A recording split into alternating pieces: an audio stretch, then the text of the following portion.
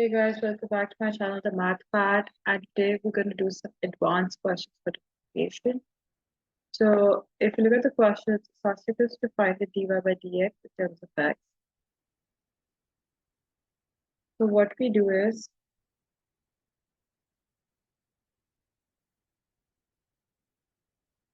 as you know, we bring the power down and we subtract 1 from the original power.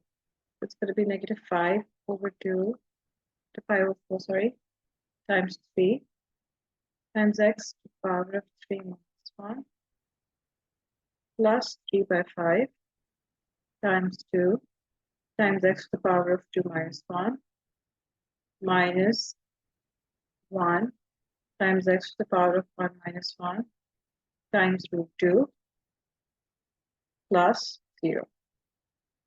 The reason why pi becomes 0 is because pi is a constant, and the derivative of a constant is always 0.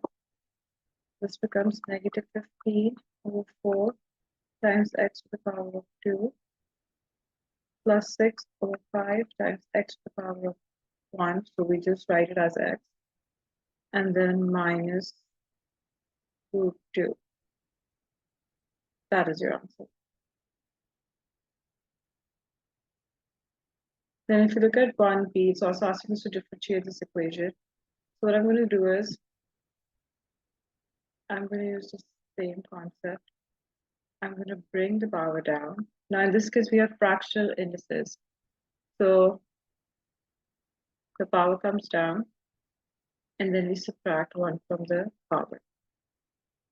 Again, bring the power down, multiply that by the coefficient, and subtract 1 from the power. So that's going to give us 6 over 5 times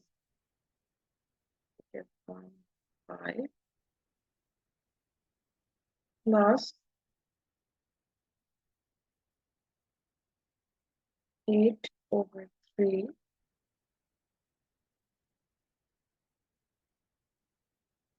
and negative 9.5.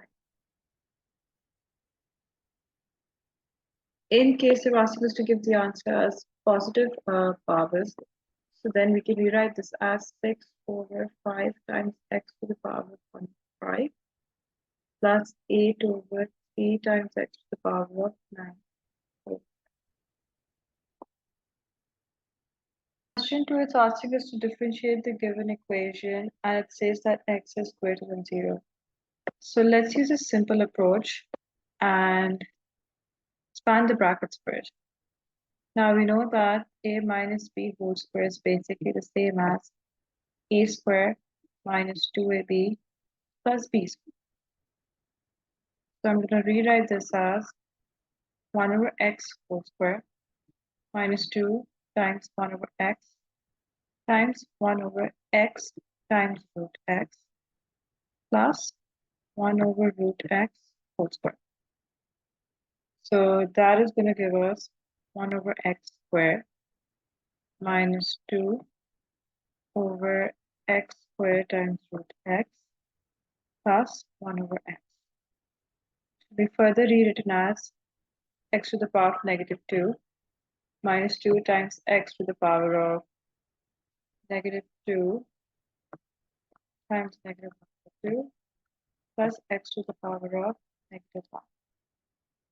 So we can combine the negative 2 and negative 1 over 2 as x to the power of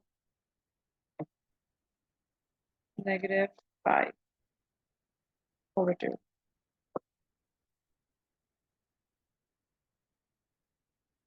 Basically, what we have is x to the power of negative 2 minus 2 times x to the power of negative 5 over 2 plus x to the power of negative.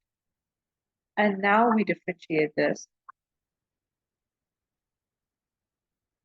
which is going to give us negative 2 times x to the power of negative 2 minus 1, negative 2 times negative 5 by 2 times x to the power of negative 5 by 2 minus 1 minus 1 times x to the power of negative 1 minus 1, which is negative 2 times x to the power of negative 3 plus 5 times x to the power of negative 7 by 2 minus x to the power of negative 2. And that is your answer.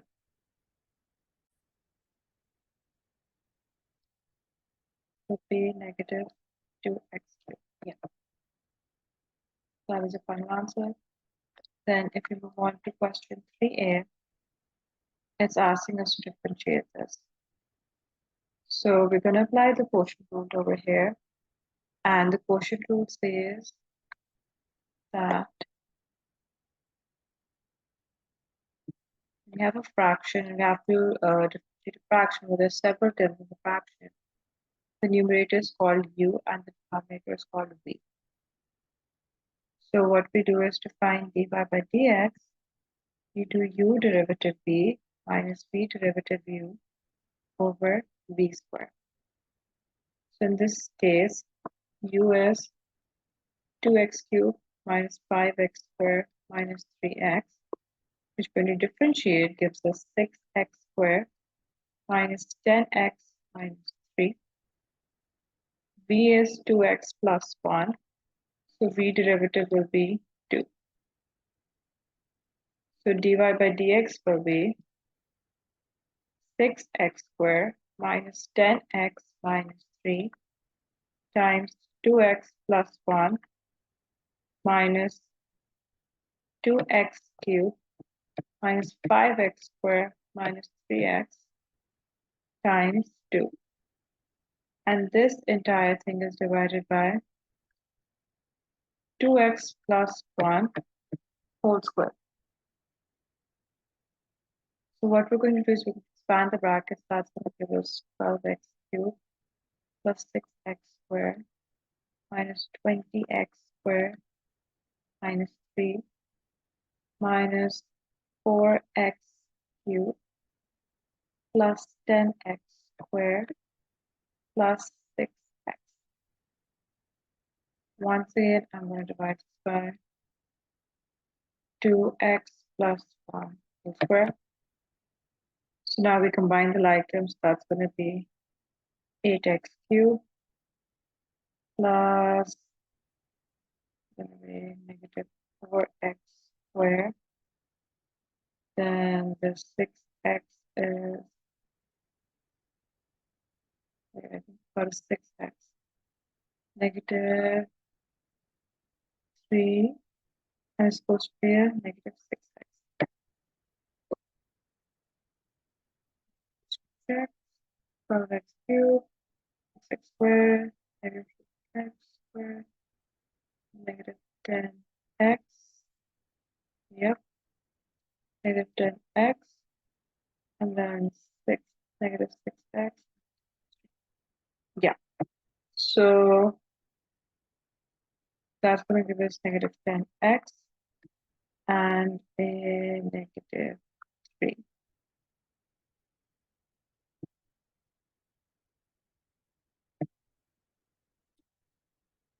So that is your answer. If they were asking us to simplify, we could have further simplified it, but since it doesn't, so I think we can leave it as it is. Then if you look at question number 3b, it's asking us to differentiate this bracket. And the easier approach is once again to raise it, expand the bracket using a minus b whole square, which is a squared minus 2ab plus b squared. So what I'm going to do is I'm going to call x plus 3a and 4 over root x b. So it's going to be root x plus 3 whole square minus 2 times root x plus 3 times 4 over root x plus 4 over root x whole square. So this is going to be expanded as root x whole square plus 2 times root x times 3 minus 8 times root x plus 3 over root x plus 16 over x. Which is once again x plus 6 root x minus 8 root x 3 x plus 16. I think we can further split this into plus x minus 8 root x over x minus 24 over x plus 16 over x. And then we convert this into negative powers. So that's going to be 4 times x plus 2 plus 16. Now we can differentiate this. Sort of lengthy, but yeah. So that's going to be 1 plus 6 times 1 over 2 times x to the power 1 over 2 minus 1 minus 24 times negative 1 over 2 times x to the power of negative 1 over 2 minus 1 plus 16 times negative 1 times x to the power of negative 1 minus 1, which will be 1 plus 3 times x to the power of negative 2 plus 12 times x to the power of negative 3 by 2 minus 16 times x to the power of negative 2. That is your answer. Question 4, it's asking us to apply chain rule to find the dy by dx in terms of x. So what I'm going to do is I'm going to say that y equals to u cubed and u equals to 1 over root x plus 3x squared. So if I differentiate y with respect to u, that's going to be 3u squared. Okay. And if I differentiate u with respect to x, that is going to be, let me just rewrite this first as x to the power of negative 1 over 2 plus 3x squared. That's going to be negative 1 over 2 times x to the power of negative 1 over 2 minus 1 plus 3 times 2 times x to the power of 2 minus 1, which is negative 1 over 2 times x to the power of negative 3 by 2 plus 6 times x. So that is du by dx. Now we are trying to find dy by dx, which is going to be dy over du times du over dx. So 3u squared times negative 1 over 2 times x to the power of negative 3 by 2 plus 6. Now we can easily replace the u with 1 over root x plus 3x squared whole square times negative 1 over 2 times x to the power of 3 by 2 plus 6x. That is your answer. Question 5, it says a curve has the equation this. Find the coordinates of the point on the curve with the gradient is 0. So basically, we differentiate this first to find the gradient. We write this as x to the power of 3 by 2 and this as 48 times x to the power of negative 1 over 2. When you differentiate, this is going to be 3 by 2 times x to the power of 3 by 2 minus 1 plus 48 times negative 1 over 2 times x to the power of negative 1 over 2 minus 1. 3 by 2 times x to the power of 1 over 2 minus 24 times x to the power of negative 3 by 2. To put this entire thing equal to 0, because it says the gradient is 0, then what we do is we write this as 24 over x to the power of 3 by 2. I take the 24 to the other side, so it's going to be 24 x to the power of 3 by 2 equals to 3 over 2 times x to the power of 1 over 2. Cross multiply 24 times 2 over 3 to x to the power of 1 over 2 times x to the power of 3 by 2. That is going to give us 16 equals to x to the power of 4 over 2, which is 2. Square root both sides, that's going to be plus minus 4. Yeah. So then what I'm going to do is I'm going to substitute plus minus 4 into the original equation. So that's going to be y equals to 4 times root 4 plus 48 over root 4, which will be 4 times 2 plus 48 over 2, 8 plus 24, 32. Since negative 4 can't be square rooted, so we dispose that value. So our answer is positive 4 and 32.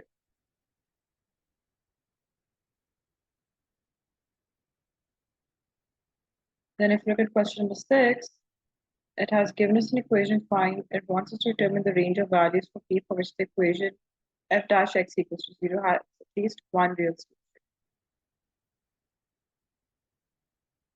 So we differentiate it first.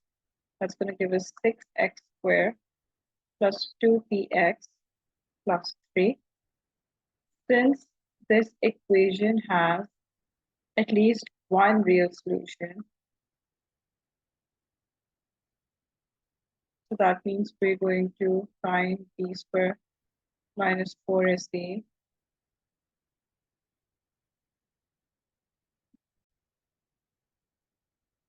So p squared minus 4ac is going to be greater than or equal to 0. P is going to be 2p, a is going to be 6, and c is going to be 3.